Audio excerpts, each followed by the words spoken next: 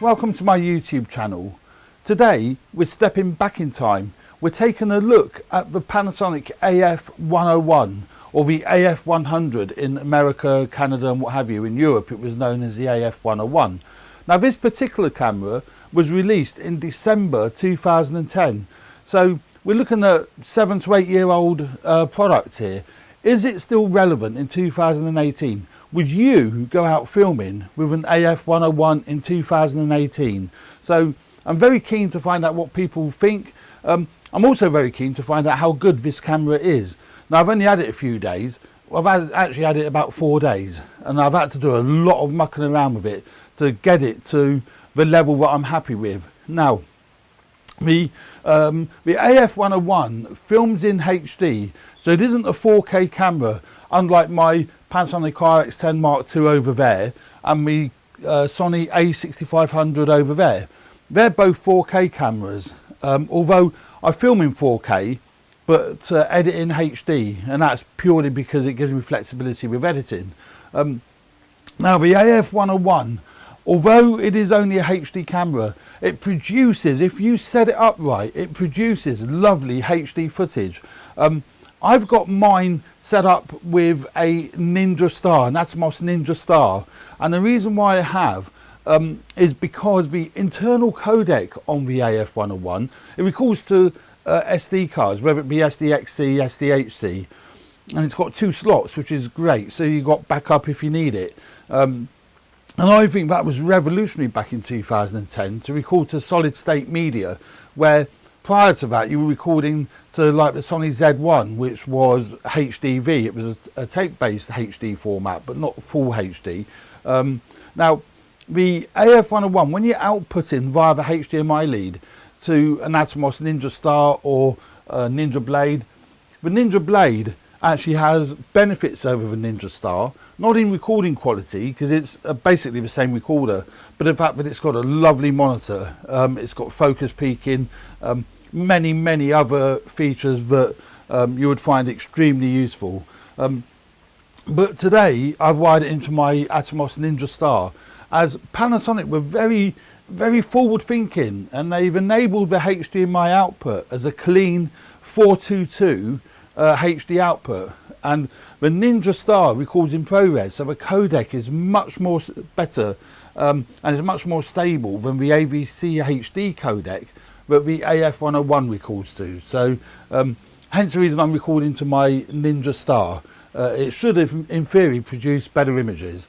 Now when Panasonic released the AF101, they made it with the micro four thirds sensor and interchangeable lenses. What a great concept that is. It's kind of similar to the Sony FS100, which has interchangeable lenses. That's for the E-mount format. And the beauty with this, you can actually put lots of different lenses on, from extreme wide angle, kind of like I've got on my A6500. I've got a Sigma 10 to 20 lens on that one. So it's great, but you can swap out lenses. So I'm getting a wider view of what's going on here, where the RX10 has got a fixed lens, which most traditional camcorders have, like the Sony NX5 and the Sony EX1. Their codec is better on the EX1 because it's an MPEG-2 codec, but the NX5 is the same codec as what the Panasonic uses, a 24 megabits AVC HD codec. So it should be very similar in quality. I will be doing a comparison between the AF101, the NX5 and the EX1, so keep your eye out for that. But getting back to the AF101, why people fell in love with it was because of the interchangeable lenses and the micro four thirds sensor that's in it. It's almost the same size as a 35mm sensor or Super 35 that you find in the likes of the Sony A6500. They call it, it's actually an APS-C sensor, but it's pretty much the same size as a Super 35mm sensor, and it gives you that really nice bokeh. If you use the right lenses and the right aperture, you can get beautiful bokeh, and that's why people really like the AF101. It was one of the first cameras at an affordable price, back in 2010, affordable price, that could actually do that. Unlike, you know, again, today's cameras, I've got here the the Sony A7R Mark II, which I've had for about a year now, and I absolutely adore it. But to get this to be similar to the AF101, I've had to put on the K2M adapter. That was another 500 quid. The body's 2,500 quid one. Actually, it's less than that now. With a Sony E-mount, FE mount interchangeable lenses. Now, this will do, well, it will produce a lot better images than the AF101, but the AF101 still produces really nice images. But the nice thing with it as well, being that it's a camcorder, it's all in one kind of thing. So you've got your XLR inputs built into the camera, you've got ND filters built into the camera, which is fantastic. One thing that us videographers like is cameras with built-in ND filters. It's a great pity. I mean, the RX10 Mark II has one ND filter built in, which I think is great, but nothing on the A6500 and nothing on the A7R2.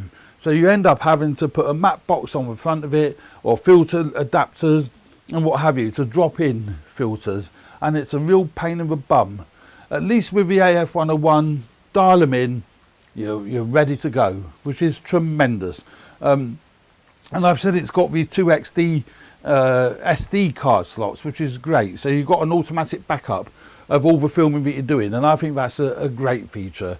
So, you know, it's got all the adjustments you can do. When you go into the menu system, you can adjust your gammas, you can adjust your knee level, you can adjust your contrast, your brightness levels, your sharpness levels. I've actually turned the sharpness down because it was over sharpened when I picked it up. It looked ugly. But with the XLR inputs, it is a tremendous piece of kit. But what we have to understand is these cameras are really good value now. You can pick up an AF101 for around £500–600 on eBay, probably body only. Attach your various Micro Four Thirds lenses to it, you're ready to go, and you can go out getting some tremendous shots and really good productions. And if you're on a tight budget, I would strongly recommend that's what you do. You know, you don't need 4K.